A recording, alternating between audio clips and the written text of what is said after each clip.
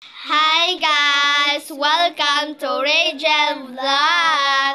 Sa pag-uusapan po natin ngayon, mag-comment nga po kayo sa comment section kung sino ang gusto nyong maging love team ni Kuya Miles ngayon 2025. Kung si Ate Yana or kung si Ate Mitch, comment po sa comment section. Kung kami po ang tatanungin, ang gusto po namin maka-love team ni Kuya Miles ay si Ate Mitch ang Milmi. Ayaw namin po ng Milyana kasi super naman po si Ate Yana at si Kuya Mitch, hindi naman po sila bagay. So, magpinsan nga po sila kaya hindi po sila bagay maging love team sa 2025. Alam niyo kung bakit? Kasi Candy si Yana.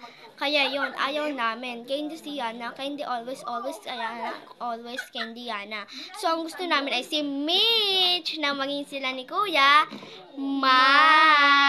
So far po, comment nga po kayo kung sino ang paborito yung love team sa 2025. Kung Angelsi, Milmi, Hamich, or Yamich. So, let's go po na sa ating mga nakaraang...